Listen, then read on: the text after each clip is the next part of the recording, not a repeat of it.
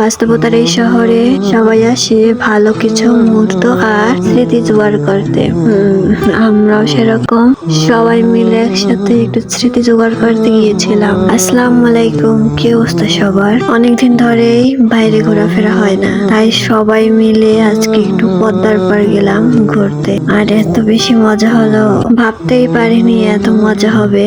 যখন শুনছি যে পদ্মার নদীতে ঘুরতে যাবে আর ট্রলারে করে নদীর ভিতরে ঘুরবে, তখন তো খুব ভয় পেয়েছিলাম, কারণ নদীপথ আমার খুব ভয় লাগে। যেহেতু আমরা দুপুরের টাইমে ঘুরতে গেছি, তাই কিছু খাবারের আয়োজন ছিল, সেগুলো সবাইকে দিয়ে দিয়েছে।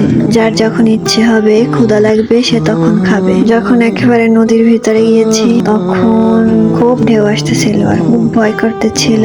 নদীর মাঝে ঘুরে তারপর একটু পদ্মার পাড়ে গিয়ে বসলাম আর সবাই মিলে অনেক আনন্দ করলাম। আমি তো একবার বলেছিলাম আমি যাব না, কারণ আমার খুব ভয় করতেছিল তাই।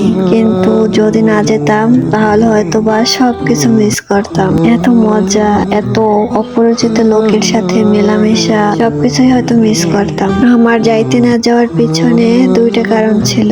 এক হইল নদী পারাপার, আর এক হলো কিছু অচেনা মুখের সামনে থাকা। যাব না ভেবে ভেবে চলেই গেলাম। মানুষ কোনো জায়গায় না গেলে বুঝতেই পারে না সেইখানের পরিবেশটা আসলে কতটা সুন্দর আর সেইখানের লোকজনগুলো কতটা ভালো। পদ্মার পাড়ে গিয়ে ছোট ছোট বাবুরা সুন্দরভাবে নাচ করতেছিল। এরা ছোট হয়েও কত সুন্দর নাচ করতে পারে, তাই না? আর আমরা তো কিছুই পারি না। যাই হোক, পদ্মার পাড়ে অনেক সময় থাকার পরে একেবারে সন্ধ্যা হয়ে গিয়েছিল, তাই সবাই বাসার উদ্দেশ্যে রওনা দিলাম। আর এই জায়গাটা যে এত বেশি সুন্দর লাগতেছিল তা বলার মতো না। মনে চাচ্ছিল এখানে নেমে তারপরে কিছু ছবি তুলে নেই, কিন্তু যেহেতু সবার সাথে, তাই সেরকম ভাবে ছবি তোলা হয়নি। শুধু গাড়িতে বসে একটু ভিডিও করে নিয়েছিলাম, এই আর কি। থাক, কোনো ব্যাপার না, কোনো একদিন আবার এইখানে আইসা তারপরে ছবি তুলে নিব, তাহলে তো হয়ে গেল, তাই না? সবাই ভালো থাকবেন, আল্লাহ হাফেজ।